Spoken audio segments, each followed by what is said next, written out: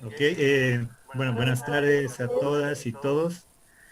Es muy grato estar Recording in progress. en compañía de ustedes, de la Facultad de Enfermería. Ayer ya iniciamos las sesiones. Hemos trabajado desde los primeros auxilios psicológicos. ¿Qué se debería hacer con una persona que sufre violencia? Agradecerle a la licenciada Orellana, al staff del equipo de la carrera de enfermería, también a la licenciada Aguilar, eh, que de tiempo nos vemos, también a la licenciada María Elena, que también coordina el curso. Entonces, explicarles un poquito, nosotros somos parte del Consorcio Boliviano de Juventudes, que trabaja en varias temáticas. Una de ellas es el tema de la violencia, prevención de la violencia, atención de la violencia, protección. Y nos parece oportuno conversar con ustedes, que este sea un diálogo, que sea una tarde dialógica, para que podamos entender y también preguntar cosas, ¿no? Sabemos que la primera línea de atención en el servicio de salud son las enfermeras, es el personal de salud. Y cuando llega una víctima de violencia, después de la policía seguramente van a ser ustedes quienes la reciban, quienes tengan la necesidad de contenerla y tengan la posibilidad de hablar con ella y darle la seguridad que ella requiere, ¿no? Y también otro aspecto que me parece que es fundamental, sobre todo cuando ustedes están trabajando en el área, el espíritu de sororidad que debería existir entre mujeres, ¿no? Eh, la sororidad es un sentimiento importante. Me gustaría que no quiero explicarles, sino quiero que posiblemente lo puedan averiguar, por favor, qué es sororidad, y esa es una condición que les va a permitir a las mujeres como hermanas poder avanzar. Eh, este es un curso de inducción, no se puede hacer mucho en 2 horas, pero estamos muy contentos de estar con ustedes. Y para iniciar esto, quiero presentarles a la licenciada Lorena Arancibia, que es cooperante de Comundo. Ella es psicóloga de profesión y es parte del gabinete de la Universidad de Psicología. Ella nos va a hablar de estos primeros auxilios en casos de recibir un paciente o encontrar una persona que haya sufrido violencia, en especial las mujeres. Entonces, les dejo con la licenciada Lorena Arancibia y luego haber un espacio de preguntas y respuestas y tengan la confianza de conversar. Buenas tardes a todos, un cordial saludo. Bueno, no sé si me permiten en sí resaltar la presencia del licenciado José Rocha Grimaldi, quien es el coordinador del Consorcio Boliviano de Juventudes, con los que la carrera de enfermería ha hecho una coordinación para poderles ofrecer esta temática que considero es de mucha importancia. Están aquí presentes las docentes que constituyen el equipo de trabajo de extensión, que es la licenciada María Elena Mamani, la licenciada María Aguilar, la licenciada Zulema Rodríguez y la licenciada Yolanda Choquevilca. Eh, Muy contentos y hermoso ver los compañeros en esta tarde de segundo, aunque la tarde está un poco fría, pero ustedes saben que siempre el calor humano que desprendemos a través de las mismas pantallas, pues es muy lindo y llegamos a cada uno de ustedes. ¿No? Esta tarde, como bien decía José, van a tener una tarde muy interesante y con la exposición y conducción de la licenciada Lorena Arancibia, quien es psicóloga de profesión. Y bueno, tenemos esta tarde para escucharla. Muchas gracias. Bueno, muy buenas tardes, muchas gracias, licenciada Luisa, licenciado Rocha, ¿no? Por la introducción y por generar estos espacios de aprendizaje para las estudiantes y los estudiantes. Entonces, muy buenas tardes. Eh, Vamos a empezar, ¿no? Hablando de lo que son los primeros auxilios psicológicos, ¿no? ¿Qué son los primeros auxilios psicológicos? No todos conocemos los primeros auxilios, ¿no? Biológicos, cuando hay accidentes y lo que se debe hacer, pero muy poco se habla de lo que son los primeros auxilios psicológicos, ¿no? Estos primeros auxilios psicológicos son parte de lo que es la intervención en situaciones de crisis, que es un método también dentro de la psicología y que se usa en situaciones emergentes, ¿no? Donde se tiene que saber cómo actuar, o la persona que entra en crisis no sabe cómo actuar a raíz de un suceso que le pueda eh, cambiar la vida, ¿no? O sea muy de repente, entonces eso nos genera una crisis. Hablamos, ¿no? Que dentro de la intervención en crisis están los primeros auxilios psicológicos, la atención en primera línea y la atención en segunda línea. En este sentido, ¿no? Los primeros auxilios psicológicos pueden ser dados por cualquier personal capacitado, pero la atención en primera línea y la atención en segunda línea ya tienen que ser por un profesional psicólogo que tenga que seguir, ¿no? Adelante con las terapias, ya sean breves, son en primera línea, son terapias más breves, y en segunda línea ya una terapia mucho más larga. Cuando hablamos de primeros auxilios psicológicos, hablamos que es la atención en una crisis, ¿no? Entonces, que habla en esta crisis emocional, ¿no? Mental, que es un estado temporal de desorganización donde se rompe el equilibrio o la homeostasis del individuo.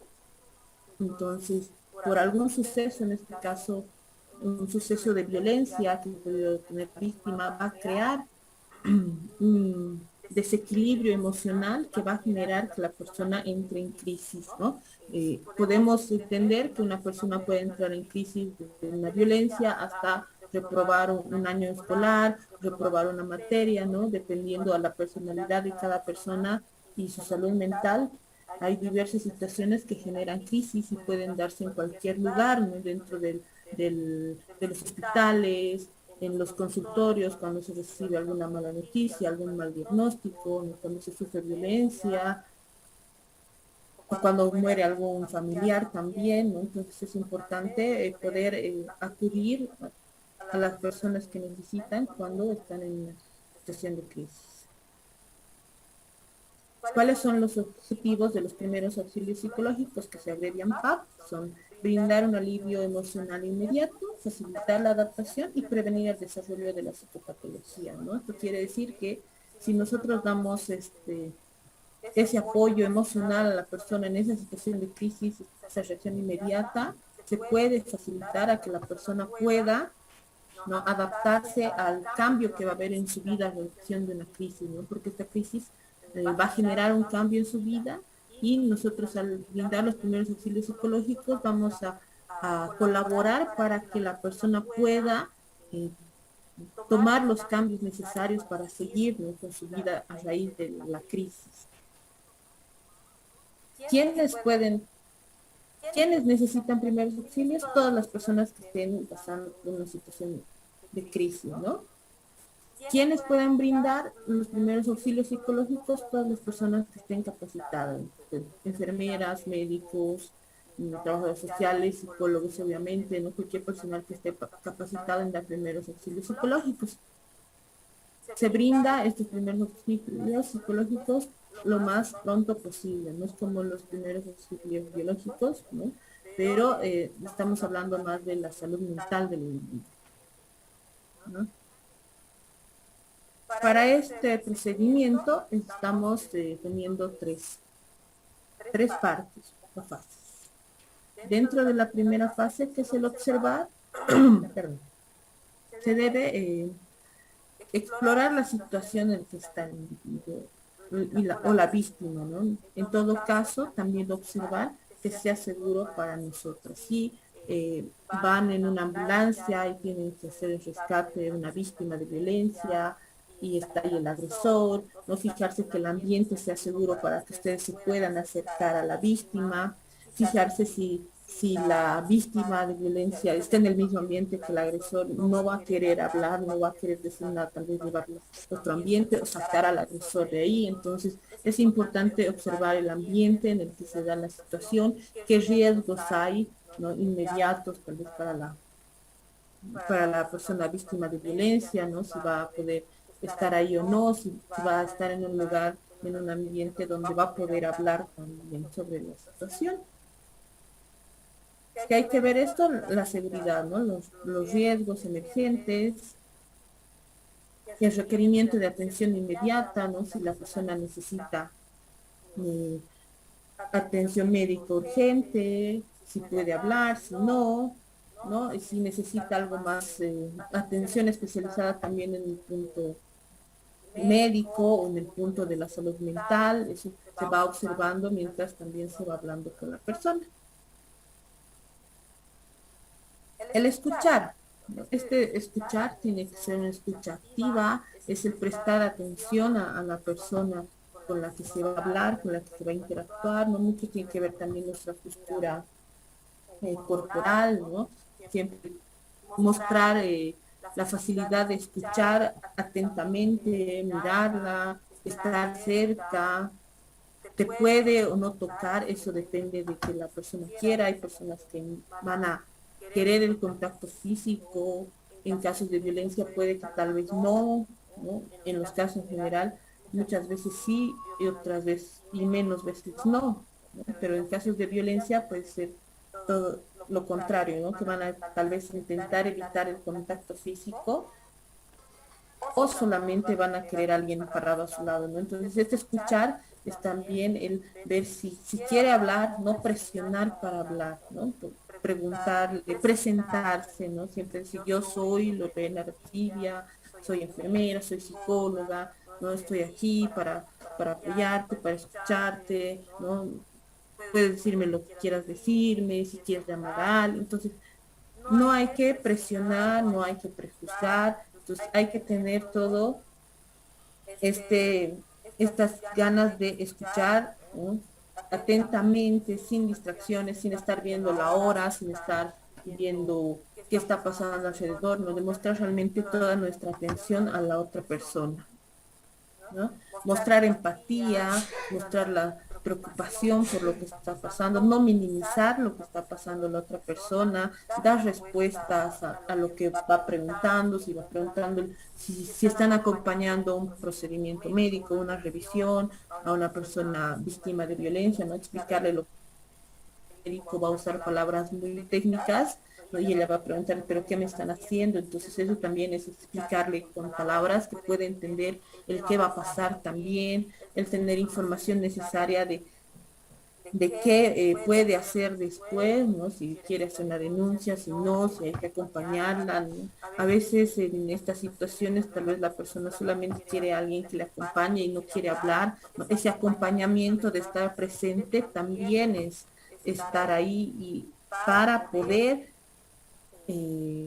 estar dispuesta a escuchar el momento en el que lo quiera hablar. Tal vez al principio no va a querer decir nada, no va a querer hablar, entonces solamente es estar ahí parada acompañando en el sentido de no está sola, yo estoy aquí y el momento que quieras yo voy a estar disponible para hablar, ¿no? Hay momentos en los que tal vez va a estar llorando excesivamente, no, no hay que calmarla ni decir, no, ya no llores, va a pasar, entonces eso también es importante, ¿no? En esta parte de escuchar, es escuchar ese llanto también, que la persona va a llorar, va a sacar lo que tiene dentro, se le puede ofrecer un poco de agua, se le puede ofrecer un Kleenex, se le puede ofrecer una pastilla, ¿no? Pero si no lo desea, ¿no? Pero tener tal vez a mano cuando hay este tipo de crisis, ¿no? Para las personas que estén llegando a los consultorios o al hospital, ¿no? Este conectar también es buscar que la persona víctima, ¿no? Pueda vincularse nuevamente con sus redes de apoyo, promover estrategias de respuesta, ¿no? Si quiere llamar a alguien, poder proporcionar tal vez un celular, un crédito, para que la misma persona pueda llamar a alguien, ¿no? Es decir, estoy en tal lugar, ¿no? Que tiene más efecto, que muchas veces en las víctimas de violencia se encuentran aisladas de familiares, de amigos, no y se sienten solas. Entonces, en este punto también es ver que la persona no esté sola, ¿no? En ese sentido, incentivar un poco, proponerle que pueda llamar a alguien, ¿no? Que pueda conectar con algún amigo, con algún familiar, aunque no se haya conectado por mucho tiempo y que diga, no, es que yo hace años que ya no hablo con ellos porque mi pareja no me dejaba, ¿no? Y no me dejaba hablar con nadie, ni con mi mamá, ni entonces poder decir que sí, puede que no se haya comunicado en harto tiempo y esos lazos tal vez no estén ahí, pero puede intentar llamar para que estén ahí esas redes, ¿no? Activar esas redes de apoyo que muchas veces en las víctimas de violencia no están. ¿no? Necesidades inmediatas, qué instituciones a las que puede ir para hacer denuncia, para hacer el examen médico forense, si necesita la policía, si necesita ir a una casa hogar porque no puede volver a la casa, ¿no? A la casa de acogida, todos esos números, tenerlos, saber que procede si está en riesgo y no puede volver con el agresor, entonces, ¿dónde puede ir?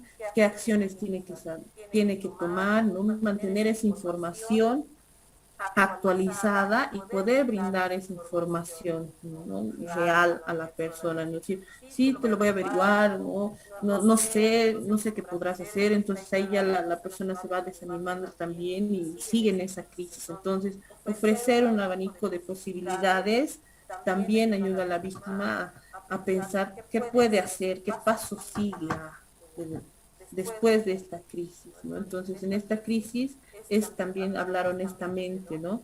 Los recursos personales, ¿qué, qué le ha ayudado a calmar crisis anteriormente?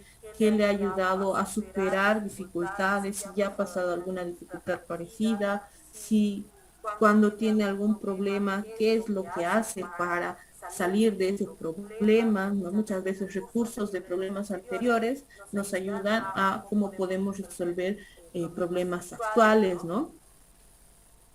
Brindar siempre información de lo que está sucediendo en el hospital, de lo que le están haciendo, de qué va a proceder después, siempre con honestidad y en el lenguaje que puede entender, ¿no? Sin usar mucho lenguaje técnico y el apoyo de reunir y poder crear los círculos de apoyo, ¿no? Con familiares o amigos. Entonces, eso es importante, poder generar esa red de apoyo para las mujeres víctimas y para los primeros auxilios.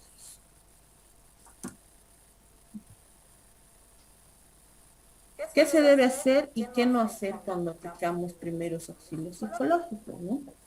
Dentro de esto tenemos que tener una escucha activa, ¿no? Que es una escuchar de verdad, no una escuchar por escuchar. Esta escucha activa es escuchar y también mientras vas escuchando ver qué puede hacer para poder ayudar a esa persona, ¿no? Entonces, si, mientras él está contando, vos puedes ir viendo, entonces, dice que con su mamá ha hablado hace un mes, y entonces ya sé que le puedo decir que le llamemos a su mamá, puedo conseguir un teléfono, pues, me ha dicho que... Entonces es ir viendo las posibilidades, o qué información se le puede brindar mientras estás escuchando ese relato, esa historia, lo que te quiera contar la víctima, ¿no? Es importante que esas víctimas o las personas que van a primer, que van y están en crisis puedan soltar todo lo que tengan que decir, no estar recortando, no minimizar, no dar falsas expectativas, es importante, ¿no? Ser honesto siempre y decir, bueno, vas a estar mejor, ¿no? Físicamente, después de que la atiendan los doctores, etcétera, pero no puedes decir, sí, vas a estar bien, lo vas a superar, porque no sabes en qué situaciones va a estar después o cómo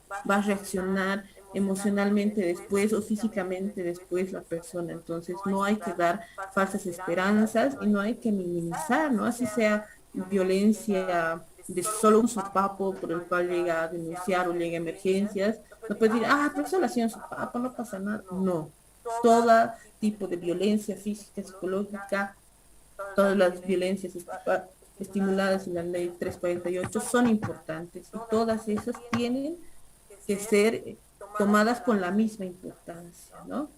Entonces no se puede minimizar nada de lo que haya sufrido la persona, ¿no? No mirar el reloj, eso es como, no te estoy escuchando supuestamente, pero veo mi reloj porque ya me quiero ir, porque ya me tengo que salir, porque tengo que ir a hacer otro lado. No estás escuchando de verdad, ¿no? No puedes darte un poco una solución rápida y decir, sí, ahorita lo vamos a solucionar, vas a ver, vamos a hacer esto, y en 2 horas vas a estar libre y con la denuncia y el otro encerrado, porque tampoco sabes si va a ser así la situación, ¿no? Es importante también no contar historias de uno mismo, porque si cuentas historias tu propia historia, le decís, no, yo también he sufrido violencia y eso estoy fregado, le estás quitando el protagonismo a la otra persona, le estás quitando el poderse desahogar, ¿no? Es importante poder incentivar a que pueda hablar, sí, incentivar a que se pueda expresar, abrir la comunicación, ¿no? Decirle, bueno, yo estoy aquí, te puedo escuchar, no hay ningún problema, no, no te voy a juzgar. Es importante el no juzgar y no prejuzgar, ¿no? Los prejuicios que tenemos sobre las personas, sobre las víctimas, de, ah, sí, no, es que ella se lo ha buscado, y las cuestiones culturales, ¿no? Es que, y el machismo que existe, tiene que estar de lado, ¿no? Una cosa es nuestra percepción personal, religiosa, cultural, y otra cosa es la atención a los pacientes. Nosotros podemos tener personalmente las creencias que queramos, las creencias que veamos convenientes, pero no podemos ir a incentivar, ¿no? Nuestras creencias a los demás y a juzgar con esas creencias a los demás, ¿no? No usar el de, sí, Dios te va a ayudar, vas a ver, vas a salir adelante, ¿no? Lo estoy usando como ejemplo. Si no sabes si la víctima cree en Dios o no, ¿no? Si no cree, no le estás ayudando, entonces no estás haciendo nada a favor de tu persona. Entonces, hay que tener mucho cuidado en el usar el Dios para salir de estas situaciones, ¿no? Que no se sabe en estos primeros auxilios psicológicos si una persona cree en Dios o no, y no vas a entrar a decirle, ah, sí, crees en Dios, y directamente, no, porque no estás haciendo un interrogatorio, sino estás ahí para escuchar más que para interrogar. No puedes hacer un resumen de lo que te ha contado y decir, ah, entonces te ha pegado y primero te ha dado un puñete y después te ha dado, como para incentivar a que siga contando o se siga expresando, sí, pero de ahí a realmente preguntar y hacer todo un cuestionario, no, ¿no?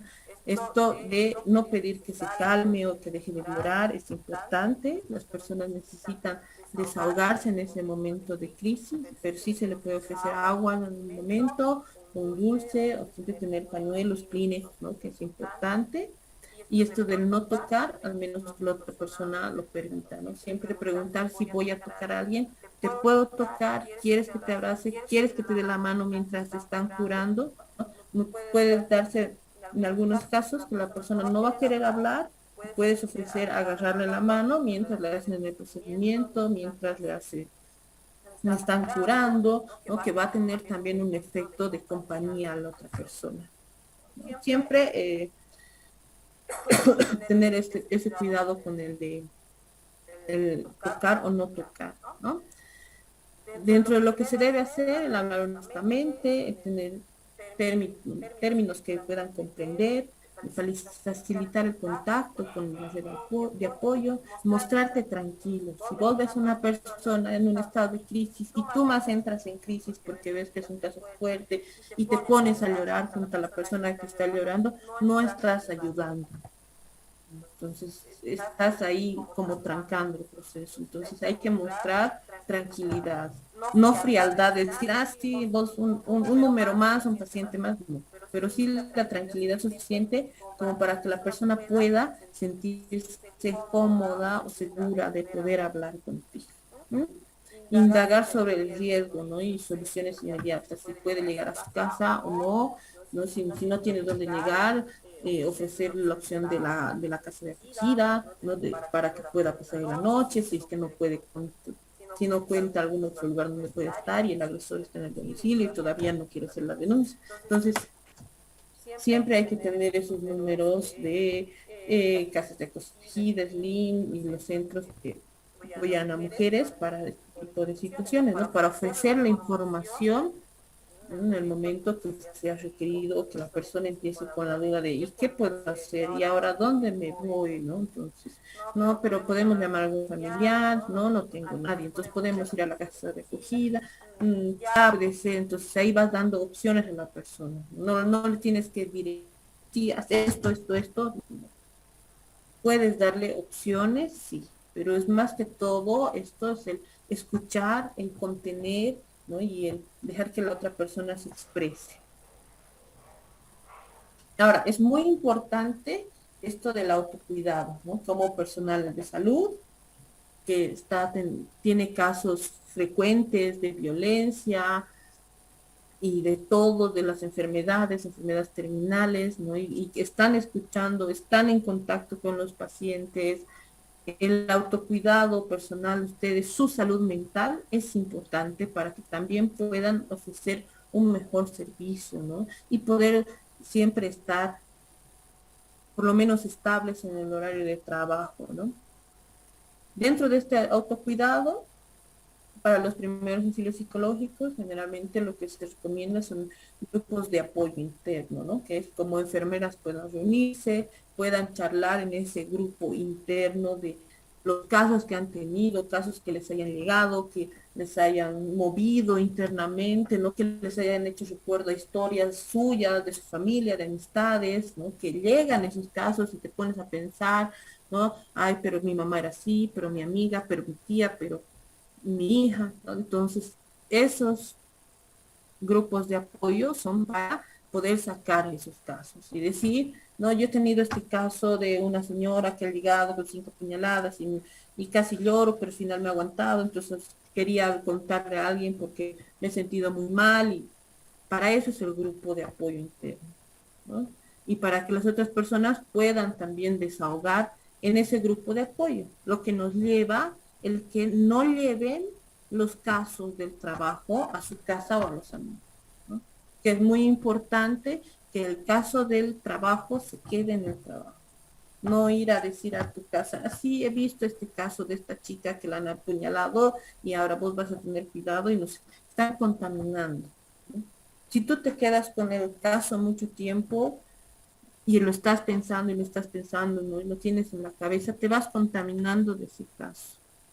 Si tú vas a la casa y cuentas sobre ese caso a tu familia, a tus amigos, estás contaminando a las otras personas, aparte de que estás rompiendo esa confianza y confiabilidad de la persona que te ha contado. Entonces, es importante no contaminar a las otras personas con nuestros casos, ¿no? Si no es el grupo de apoyo. En el grupo de apoyo es importante que puedan expresarse, trabajar sus emociones y lo que han sentido con los casos, sí. Pero llevar a la casa de los amigos ya contamina. El tomarse un minuto para distraerse después de un caso, ¿no? Que sea muy impactante para ustedes, pueden tomarse un minuto, tomar un vaso de agua, ¿no? Dar una vuelta, dependiendo qué es lo que les calme, les ayude a como volcar la página, ¿no? Es decir, este caso se quedó hasta aquí y ahora necesito estar 70 bien votos, para... entonces. Micrófono, por favor. Si lo pueden apagar. ¿No? Poder llegar y decir, hasta aquí llegó este caso, tomo un minuto para mí, para respirar y vuelvo porque tengo que atender otro caso, ¿no? Y el tener actividades recreativas, ¿no? Fuera del ámbito laboral, para no estar pensando siempre en la casa, en el trabajo, casa, trabajo, ¿no? Las actividades recreativas siempre van a ayudar a sacar el estrés y a poder manejar mejor las situaciones, ¿no? Del trabajo y poder distraerse de lo que es el trabajo y la casa y no mezclar trabajo, casa, trabajo, que a veces es difícil. Muchas gracias. No sé si hay alguna pregunta.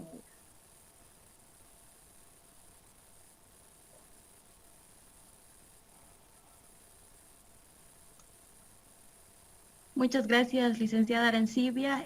Bueno, recordarles a los estudiantes que tenemos, podemos tener unas 3 preguntitas para que pueda contestar, pero si no desean hablar, tal vez levantar la mano si desean hablar o escribirlos por el chat para que la licenciada Arancibia pueda responder a sus preguntas.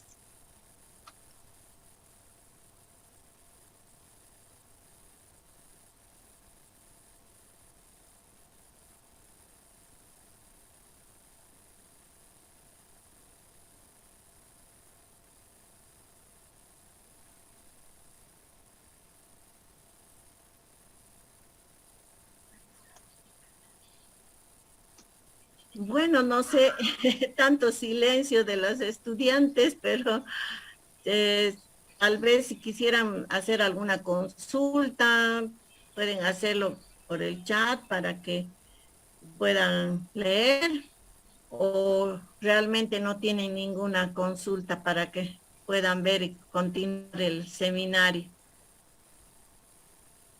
Esperaremos un minutito, si es que no tienen alguna consulta. Bueno, le estaríamos agradeciendo a la licenciada Arancibia por su participación. Pero a ver, esperaremos un minutito, licenciada, para ver si alguien tal vez está escribiendo por el chat.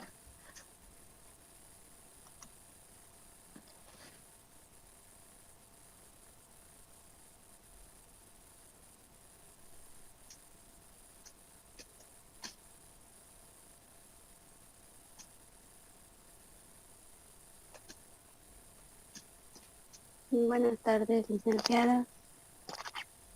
Yo es que tenía una consulta de dónde podemos encontrar, por decir, a estos grupos de apoyo. Bueno, buenas tardes. La idea de los grupos de apoyo es que se podrían formar ustedes, ¿no?, internamente, en todo caso, dentro del área que trabajan, digamos, un grupo de apoyo de las enfermeras de cardiología, ¿no?, de las enfermeras de emergencias, ¿no?, y que puedan tener un día en el que se puedan reunir y hablar de sus casos de esa semana, por ejemplo, los sábados en la tarde, tener una reunión donde puedan conversar de esos casos para que esos casos no les afecten a su salud mental, pueden llegar a ver cosas muy fuertes y es importante hablarlo, ¿no? Entonces sería ideal tener esos grupos de apoyo bajo la supervisión de un especialista en salud mental, un psicólogo, pero si no, ustedes mismos podrían organizarse para hablar sobre los casos y cómo les han hecho sentir esos casos. Ok, licenciada. Hay una pregunta de Anabel Rosalba Ramos que dice, Licen, tengo una consulta del escuchar. ¿Siempre se debe mostrar empatía con las emociones? Sí, estamos hablando de la empatía en el sentido de que escuches atentamente, de que le des importancia a lo que estás sintiendo, ¿no? Una empatía exagerada de, ay, pobrecita, ¿no? Tampoco, porque ahí la estás esforzándote también demasiado, te estás involucrando, vas a empezar a mostrar tus sentimientos, vas a poner a llorar junto con ella, no, ¿no? Pero sí la empatía en el sentido de que estás comprendiendo lo que él está sintiendo y lo estás escuchando y estás alerta para apoyarlo en lo que necesite. Ok, licenciada, como última pregunta, sabemos que su tiempo hoy es un poco limitado. Para cerrar eh, la ronda de preguntas, Altamirano Benítez Abigail nos pregunta, buenas tardes, después de escuchar al paciente sobre sus problemas y pide un consejo, ¿se le puede aconsejar? Aconsejar como tal, no, no, si yo te digo que hagas esto, dirigido, no. Puedes darle opciones, ¿no? Por eso el tener una lista de información con opciones varias, ¿no? Siempre se debe llamar a alguien, ¿no? Eso sí, está dentro de los primeros auxilios el activar redes de apoyo. Ese aconsejar de llamaremos a un amigo, llamaremos a mamá, hermano, familiar, sí, el aconsejar de qué puedes hacer, ¿no? Si te llegas en caso de violación, si llega víctima de violencia y no sabe qué hacer, no sabe si denunciar o no, se le puede dar la rama de posibilidades y decir, yo que puedes ir a Leslie, puedes ir a las Juanas, aquí es gratis, aquí es así, no tener la información necesaria, puedes ir a la casa de acogida, brindar esa información, ¿no? Y la persona en determinado momento después de la crisis tomará la decisión si hace la denuncia, no se calmará un poco y dirá cuál es el paso que quiere seguir, tomará una decisión con su red de apoyo, ¿no? Pero vos no le puedes decir, haz esto, así de dirigido, no.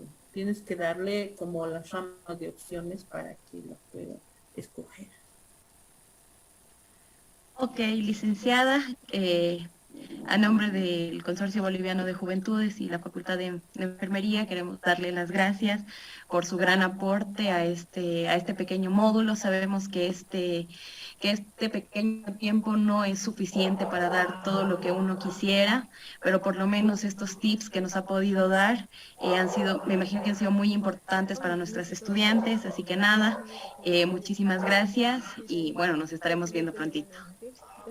Muchas gracias por la atención y por la invitación. Hasta la próxima.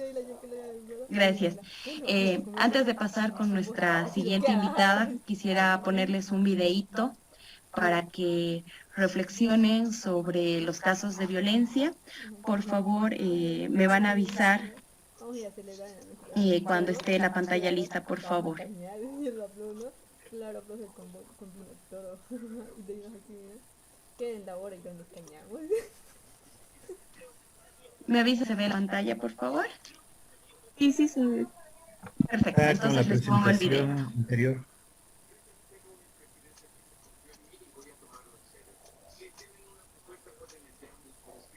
Ahora ya se ve como si fuese un clip de video, José. Sí, ya se ve. Ya está corriendo. Perfecto, gracias. Choco, pone la caldera, por favor.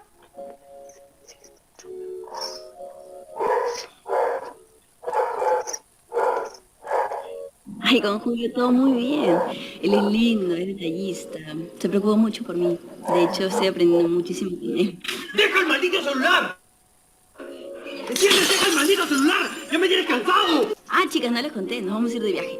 Sí, creo que el pobre se ha gastado toda su plata en él. Y no es por nada, pero estoy sospechando que... ¡Te voy a matar! ¡Te voy a matar!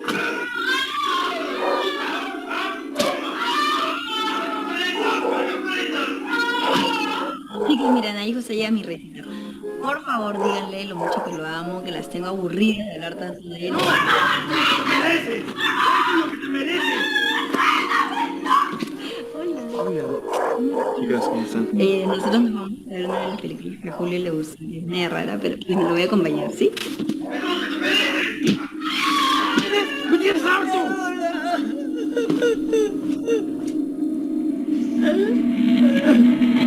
Basta ya. No es difícil identificar a una víctima de violencia física o psicológica. No seamos cómplices. Denuncia. Basta ya. Una campaña de Fundación Rústica. Bueno, ese videíto es para tener una pequeña reflexión antes de entrar a nuestra siguiente etapa. Bueno, quisiera presentar a nuestra siguiente invitada. Ella es la licenciada Gabriela Yáñez, es psicóloga de profesión, es con una especialidad de psicología clínica y hoy nos va a estar hablando sobre una investigación en el área de salud que hizo recientemente. Entonces, muy buenas tardes, licenciada Gabriela. El espacio es completamente suyo. Y bueno, esperemos que esta tarde también sea igual de productiva. ¿Cómo estás, Marita? ¿Todo bien aquí? Con frío.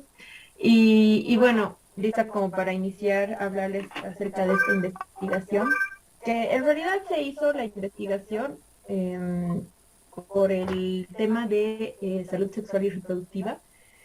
Y la investigación tenía el objetivo de saber y entender por qué a veces los jóvenes y las jóvenes no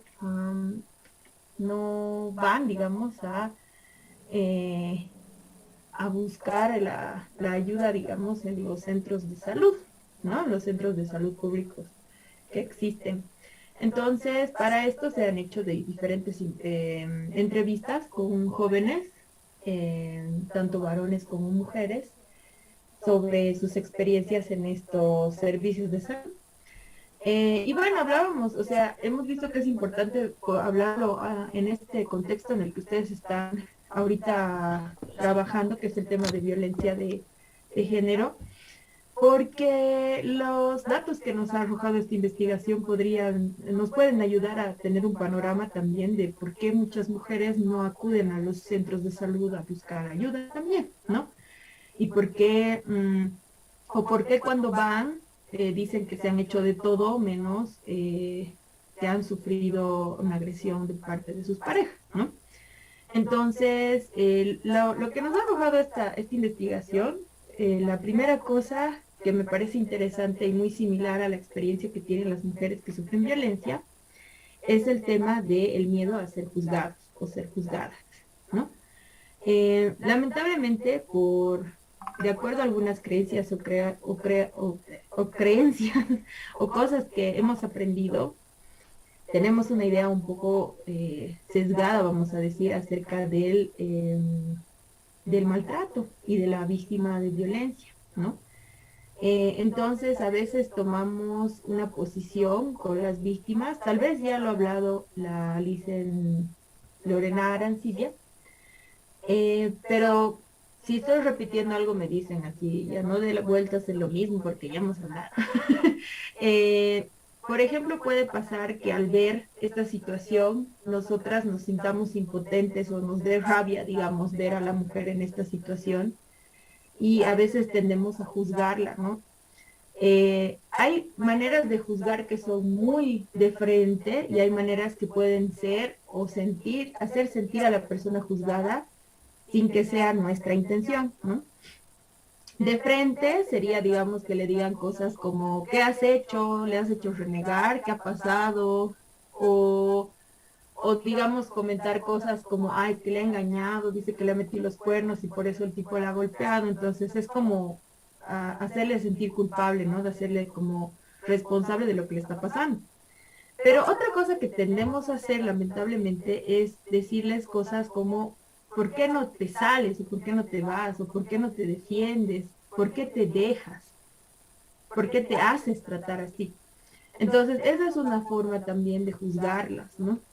Y como de ponerlas en una situación de que si ellas no quisieran estar ahí, no estarían. Cuando es una situación mucho más complicada que esta, ¿no? Hay cosas que están sucediendo que no lo podemos comprender a veces con mucha facilidad. Y al hacer este tipo de comentarios podemos hacerle sentir juzgada a la persona, ¿no? Entonces, como les decía, esto tristemente es algo que pasa mucho. Entonces, muchas mujeres prefieren no hablar y decir la verdad, ¿no? Cuando van a un servicio de salud. Y solo dicen, me he caído, me he golpeado, me he rodado las gradas, ¿no? Y prefieren como esconder. Entonces, es bueno que ustedes como funcionarias, ¿no? En el momento que les toque trabajar y vean que está pasando estas situaciones, puedan de alguna forma hacerle sentir más tranquila, más segura, ¿no? Preguntarle sobre si quiere contar realmente, o sea, no decirle, me estás mintiendo, mentirosa, no, sino decirle como, ay, me he caído de las gradas, seguro es eso lo que ha pasado, no quieres contarme nada, es posible que pueda ayudarte, si tú me lo dices. Y si la mujer te dice, no, nada, siempre, entonces, bueno, está bien, pero si en algún rato necesitas mi ayuda, ya sabes que estoy aquí, ¿no? Eso es importante que lo sepas, ¿no? Que no con amenazas, no haciéndole asustar, pero sí como mostrándole que sí van a poder confiar, digamos, ¿no? Entonces eso, no hacerlas sentir juzgadas es bien importante, ¿no? Entonces, para ello también es importante que cuidemos mucho cómo hablamos de estos casos y de estas situaciones con otras personas, ¿no? Nos decía la licenciada Arancibia que no hay que hablar, o sea que hay que buscar espacios seguros donde podamos discutir esto, ¿no? Y esto también nos arrojaba la investigación que se hizo, que las personas entrevistadas decían que les daba miedo ir al hospital, a los servicios de salud, en lugares donde era muy pequeño, ¿no? En pueblos pequeños, en ciudades pequeñas, porque todo el mundo se conoce y decían, voy a ir y las enfermeras comentan o he escuchado en los pasillos, ¿no? Que dicen, ay, vas a verle a la de la cama tal, le ha pasado esto. O se hacen señas cuando la persona está saliendo del consultorio para que la miren y después contar, digamos, lo que ha pasado, ¿no? Entonces, igual la Alicia les decía que esta es una situación bastante fuerte, ¿no? Yo he trabajado en esta población y es bien duro, ¿no? A veces uno ve cosas muy fuertes, muy graves, que no se imaginan que podrían pasar, ¿no? Parecen historias de terror. Y una ve eso y a veces quiere hablarlo, ¿no? O sea, no puede estar ahí todo el tiempo. Entonces, creo que es una idea muy interesante que en los lugares donde ustedes trabajen puedan establecer lugares seguros donde puedan hablar de estas cosas y compartirlas, pero siempre, siempre, siempre que ustedes tengan un caso, una situación que quieran hablar, siempre tienen que proteger la privacidad y el anonimato de las personas, ¿no? No revelar datos que puedan ayudar a la gente a que la identifiquen, ¿no? No decir nombre, apellido, eh, o dónde la han atendido, qué día, qué hora, digamos, ¿no? Porque a veces nos ponemos medio detectivescos y tal vez podemos, voy a buscar, quién era pues, qué se llamaba pues, ¿no? Entonces siempre, siempre hay que precautelar mucho la privacidad de las personas en ese sentido, ¿no? Nunca, nunca vamos a dar nombres, ni sus apellidos, ni sus nombres de pila, ¿no?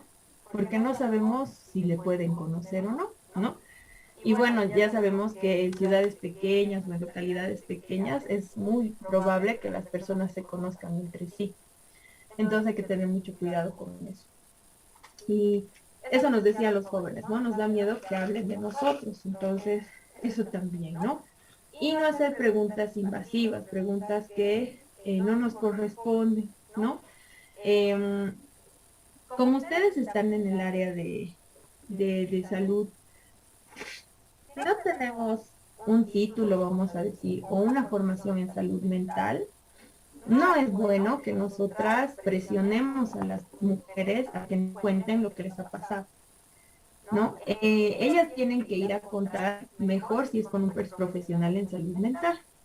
Entonces eso tenemos que tratar de no hacer, ¿no? Es como buscar la ayuda del profesional porque normalmente en casi todos los servicios de salud ahora hay un personal de psicología.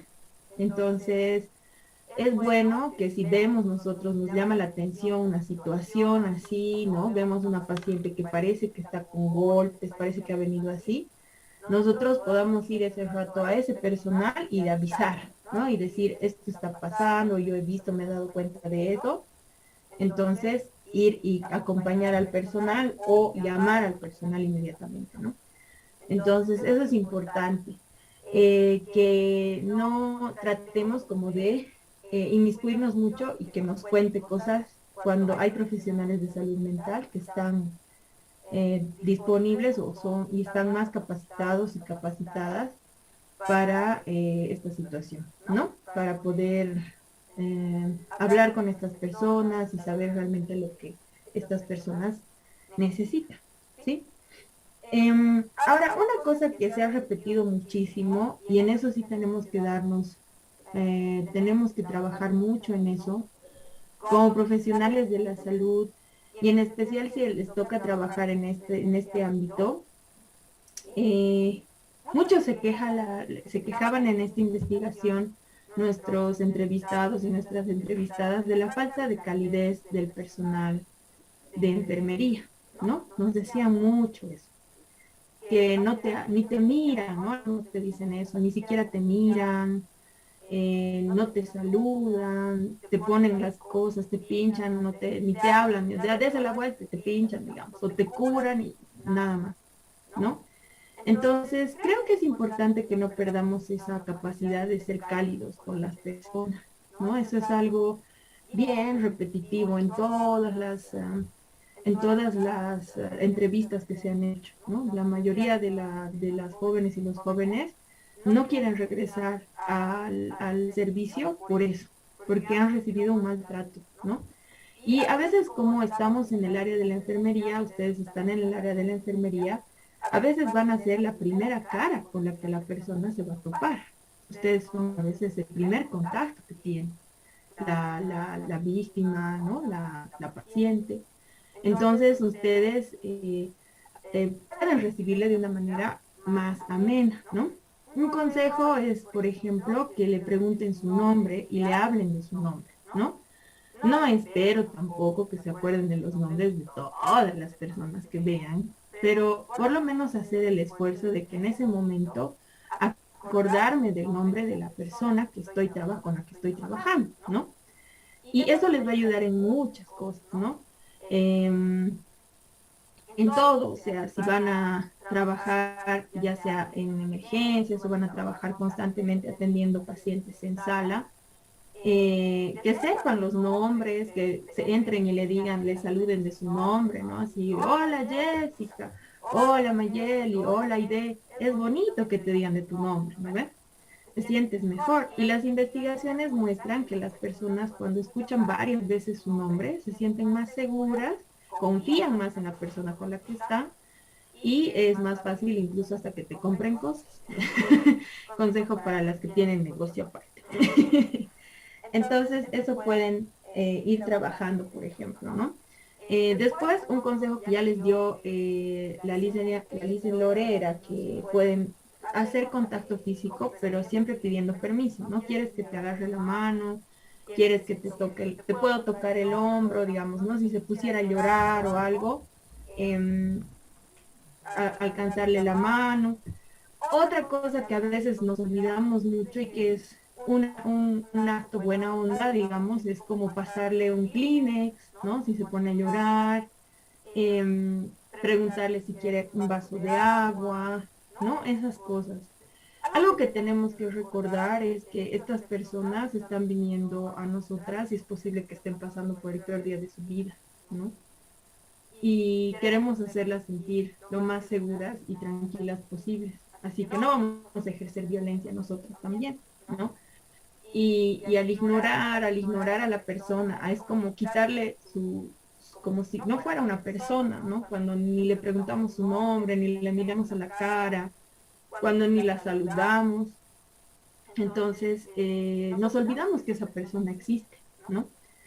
Y los tratamientos que a veces se hacen en el área de salud, ¿no? Ustedes, por ejemplo, muchas veces van a tener que ver a las personas en una posición bien vulnerable, ¿no? Eso nos comentaban también nuestras entrevistadas.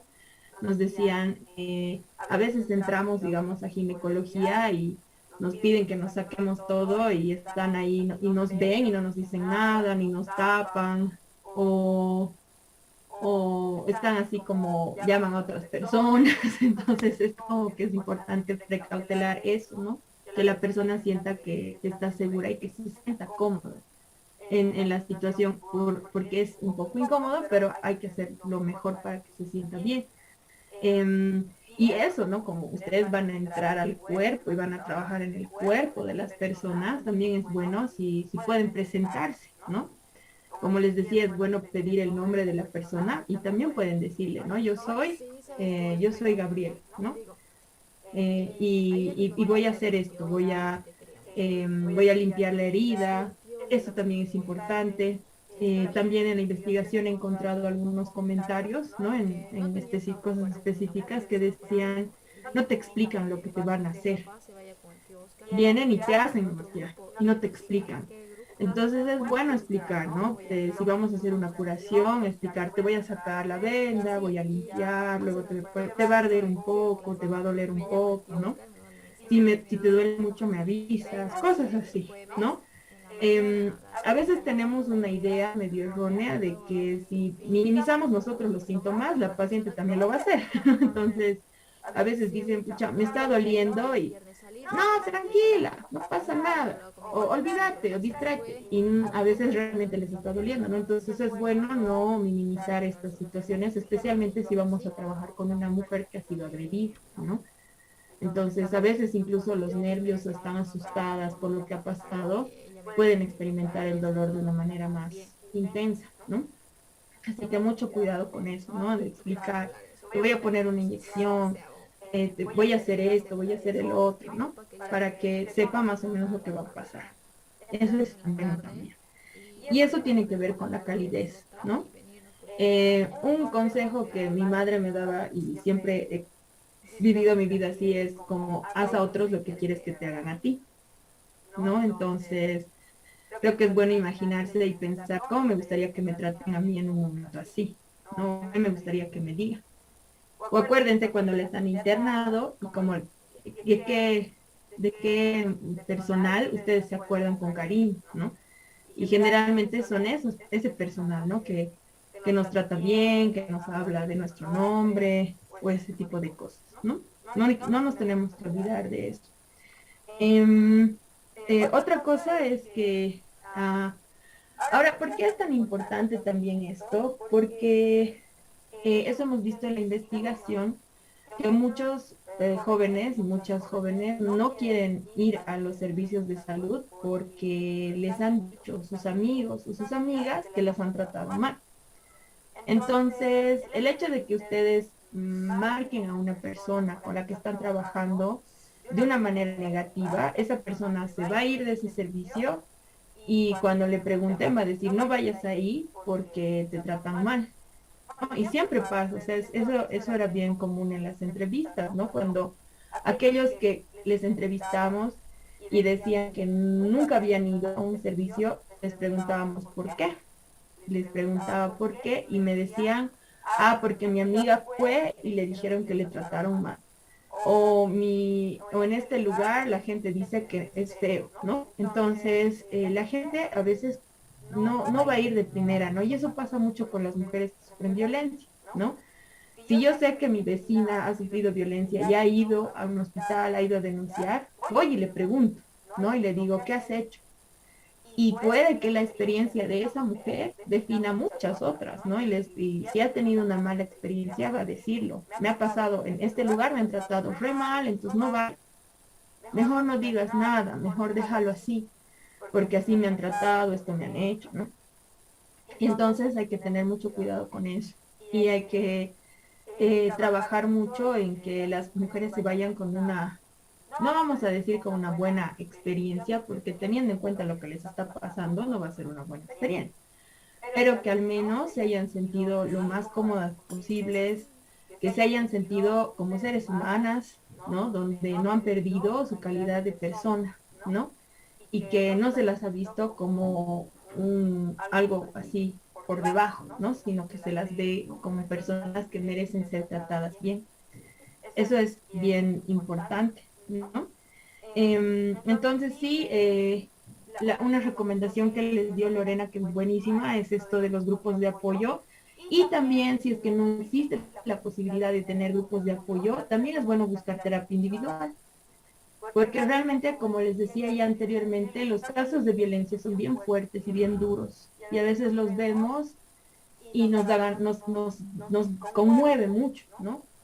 Y eso, no le tengan miedo a sentirse conmovidas, ¿no? O sea, una cosa es que te afecte y otra cosa es que te conmueva, ¿no? Entonces, si ustedes ven una mujer así, está llorando y se sienten mal, quieren llorar ustedes también, obvio no van a sentarse a llorar con ella, pero sí, si después cuando se va quieren llorar un rato y descargar un rato lo que han visto y se han sentido mal, no digan, ay, es que me afecta y eso está mal. No, es porque somos seres humanos, ¿no? Y si no nos afecta, si no nos conmoviera, o sea, ¿qué clase de personas seríamos también? Pero afectar ya es eso, ¿no? Si me voy a mi casa y no puedo dejar de pensar en eso, si no puedo dormir, si me sueño, todas esas cosas. Entonces, si eso nos está sucediendo, que igual es normal porque es una situación muy fuerte, podemos buscar ayuda profesional, ¿no? La terapia individual ayuda mucho también, ¿no? Entonces ir a un terapeuta y contarle y hablarle lo que hemos estado viendo y viviendo nos va a ayudar. Y también a que no estemos hablando y comentando en todas partes, ¿no? Porque siempre es bueno como descargar eso que estamos viendo. Y bueno, eso era lo que nos contaban los jóvenes y las jóvenes entrevistadas.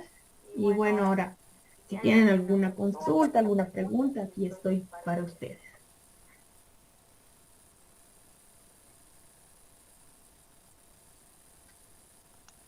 Muchas gracias, licenciada Gabriela. Bueno, vamos a hacer como la misma metodología que con la anterior licenciada.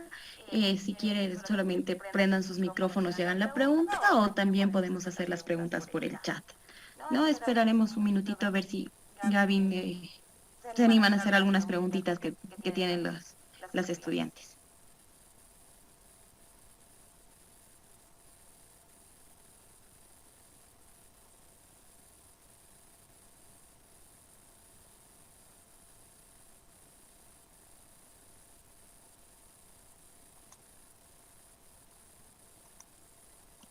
¿Por qué este silencio? Es increíble, chicos.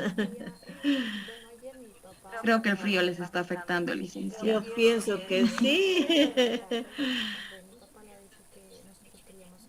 Licenciada Gabriela, Dígame. entonces es como estaba diciendo usted, entonces es importante ganarse la confianza del paciente también y que la paciente igual se sienta segura cuando esté siendo atendidas por nosotros. Sí, sí. Creo que eso es importante, ¿no? Hay una cosa en psicología que se llama el rapport.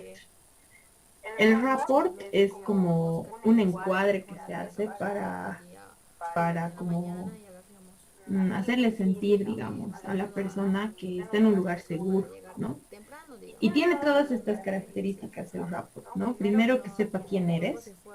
Segundo, que sepa que es un espacio donde lo que va a hablar no va a salir, no voy a contar a todo el mundo, ¿no? Y eso es importante, ¿no? Como tenerlo en cuenta que cuando hacemos sentir a la persona que está en un lugar seguro, entonces es más fácil que se abra, ¿no? Y bueno, tratar de hacerle sentir en confianza es importante, ¿no? Y lo primero que tenemos que establecer es eso, o sea, que yo te estoy viendo a ti como una persona, no te estoy viendo como un objeto, ¿no? Por eso de intervenir en el cuerpo de otra persona sin decirle lo que vas a hacer, tocarle sin permiso, sin ni siquiera decirle quién eres, eso es bien invasivo, ¿no? Y nos acostumbramos a hacer eso porque estamos a veces en mucha presión o tenemos muchos pacientes o tenemos muchas cosas que hacer. Generalmente es por eso, ¿no? La ansiedad que nos vuelve un poco así, ¿no? Y a veces no les toca esas situaciones, ¿no? Que entra ahí y sin decir nada, ni siquiera saludar, ya intervienen en el cuerpo, ¿no? Y el cuerpo debe ser, pues, es una de las cosas más privadas. Y en especial cuando uno sufre violencia, cuando estás en una situación de violencia, entonces es mucho más complicado dejar que las personas se acerquen y te toquen y todo eso, ¿no? Habían unas preguntas en el chat, ¿las leo, Mari? Claro que sí, pero tenemos personas que han levantado la mano. Entonces, tú dime, tú diles. Aide y Beth ha levantado la mano y Margarita Jesús. Aide, puedes empezar tú y luego Margarita y luego Jorge, por favor. Ya, bueno, está bien. Buenas tardes, licenciada. Mi pregunta es, ¿por qué las mujeres identifican la violencia cuando es en sí la violencia puede llegar a comenzar, verdad, cuando es verbal? ¿Por qué identifican así cuando la violencia recién llega a ser física? Porque es más fácil, es lo más obvio. Lo que pasa es que la violencia está como bastante escondida en muchas actitudes que incluso las podemos considerar como normales o hasta románticas. Entonces, el trato, digamos, el maltrato psicológico, a veces uno dice, no, maltrato psicológico es que me diga gorda, fea, estúpida, que me insulte, ¿no? Pero hay otras formas de maltrato psicológico que son mucho más sutiles y se dan al inicio de la relación de pareja, ¿no? Entonces sí, como que esto me puedo hablar yo años, pero les voy a dar un resumen así cortito. La violencia empieza de una manera muy sutil. Empieza por destruir la autoestima de la víctima, quitarle sus redes de apoyo, quitarle su independencia económica, ¿no? Esas tres comienzan. Después de que la agresora ha hecho todo eso, recién empieza con las agresiones más fuertes, que pueden ser insultos, pueden ser denigraciones, humillaciones, que ya es como un paso más. Y después de todo eso, empiezan las agresiones físicas, ¿no? Es muy extraño que la violencia empiece física, ¿no? Que así salgas, que estés en tu primer mes de noviazgo y ahí te den un lapo, digamos. Es muy extraño, es muy difícil que eso pase. A menos que realmente sea un cuadro muy complejo y bueno, hay mujeres que lo cuentan bien así, no me ha dado un lapo una vez y lo he mandado al diablo, pero también es porque ha sido bastante pronto en la relación. Pero suceden estas cosas cuando ya ha habido una violencia ahí que ha estado destruyendo básicamente a la persona mentalmente. Así que esa mujer que está sufriendo violencia física no va a agarrar sus cosas y se va a ir como si nada. No lo va a hacer, ¿no? Entonces, eso es algo que también tenemos que entender. Y nos cuesta mucho, porque vemos las agresiones que son tan fuertes, porque son fuertísimas, fuertísimas. Y una vez vi un caso de una mujer que tenía la marca del zapato en su frente, marcada. Y eso era así como, fue tan impresionante para mí. Y pensar en eso, ¿no? Que esa mujer había sufrido un montón de agresiones antes, se lo había hecho miles de veces el tipo. Porque me dijo, siempre me patea en mi cara. O sea, era como una cosa de siempre. Y uno dice, pero ¿qué le pasa? ¿Por qué sigue ahí? ¿No? ¿Por qué se queda? Y es por eso, es que la persona que sufre violencia ha sido destruida en tantas formas, de tantas maneras, que realmente no sabe cómo salir de ahí, no tiene idea, no sabe qué hacer. Y es horrible y es difícil y es un proceso muy difícil y complicado y por eso es importante que no juzguemos eso, ¿no? Que no nos pongamos en esa posición de, ay, es que se deja, ¿no? Y decimos a veces esas cosas, es que se hace pegar, o ¿por qué se deja tratar así? O, ay, parece que le gustara vivir así. A nadie le gusta vivir así. Solo que realmente la mujer que sufre violencia está tan violentada, tan profundamente, que no sabe cómo salir, ¿no? Entonces, no sé si he respondido tu pregunta o me he explayado, ¿no? ¿Y a quién le tocaba después? La causa de lo que la mujer no quiere irse de casa o tal vez no quiere denunciarlo, tal vez es porque, bueno, es mi opinión, tal vez es porque piensa que va a cambiar en sí o piensa que ella puede cambiarlo. Sí, claro. Esa es una creencia, por ejemplo, que te decía que es una parte de la violencia, que es una violencia estructural que las mujeres sufrimos, que nos hacen creer que las mujeres podemos cambiar a los hombres. Y eso lo vas a ver en todas las películas y novelas y todo que ven, que el hombre es muy violento, es mágico, pero la mujer viene y lo cambia, porque se ha enamorado de verdad. Entonces esa es otra creencia violenta, ¿no? Que sucede eso. Margarita Jesús Canales levantó la mano, también Jorge, pero la bajó, así que no sé si Jorge va a continuar. Sigamos con Margarita y si no, leemos ya las preguntas que están en el chat, Gaby. Vamos. Margarita, adelante.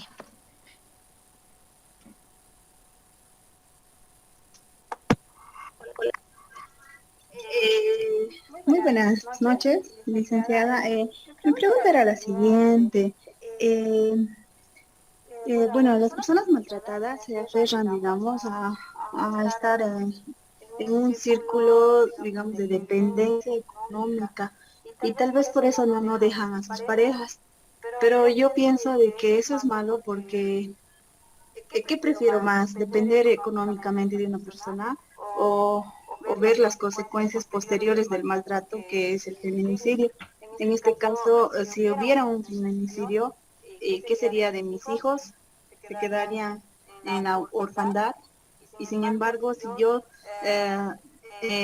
dejara de depender económicamente de mi pareja y me pongo a trabajar y salgo de ese círculo de maltrato, entonces sería mejor. Eso es lo que yo siempre pienso, licenciada. Y en el caso, digamos, si que viene un paciente al hospital, ¿cómo deberíamos tratarle a esa persona? Bueno, lo primero que dices ese es un sesgo ideológico, por ejemplo, lo que me decías. Y no está mal que pienses así, porque todo el mundo lo piensa. Pero hay muchas mujeres que son independientes económicamente y están sufriendo de violencia también. Así que la violencia no es exclusiva de las personas que dependen económicamente. Número uno. Número dos, me gustaría que se imaginen a una persona que ustedes quieren mucho, mucho, mucho. ¿Esa persona será capaz de matarlas?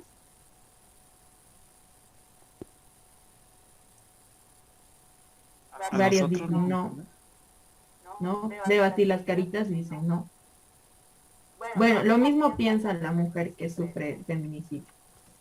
Hay muchas mujeres que sufren un feminicidio cuando hacen su denuncia. Hay muchas mujeres que han sufrido feminicidios después de divorciarse. Así que no solamente la mujer que está en su casa con el agresor sufre un feminicidio, puede ser cualquiera de nosotros podría sufrir un feminicidio. Pero aquella víctima también que está en su casa o sea, y la persona violenta, ¿no? Y me encantaría, sí, me encantaría que los hombres violentos fueran así, tuvieran una forma de vestir, que tuvieran escrito en la frente, que se les notara así, ¿no?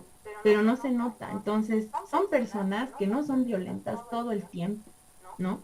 Y el ciclo de la violencia es como yo te pego, ¿no? Y muchas veces pasa por ejemplo, en una circunstancia de consumo de bebidas alcohólicas, ¿no? Entonces ha habido una pelea, yo lo golpeo, ¿no? Y luego empieza una romería de parte del agresor, de pedir perdón, de rogarle, le lleva hasta flores. Y luego viene una época en la relación que se llama la luna de miel, ¿no? Después de la agresión, que el tipo está súper bien, está cambiadísimo, deja de tomar, incluso muchos hasta se vuelven cristianos y no sé qué. Y luego otra vez otra agresión. Y ahí es otra vez, no, que voy a cambiar, que perdonar. Entonces, es muy común que creamos que hay un solo factor que se envuelve en la violencia, pero en realidad son muchos factores, ¿no? Es mi percepción de las relaciones de pareja, lo que me han enseñado de niña, lo que he visto de niña, lo que la dependencia económica puede ser un factor, la dependencia emocional, como te digo, hay muchas mujeres que tienen independencia económica y aún así siguen sufriendo violencia. El castigo público, ¿no? O sea, que todo el mundo le dice, le vas a dejar a tus guaguas sin paz.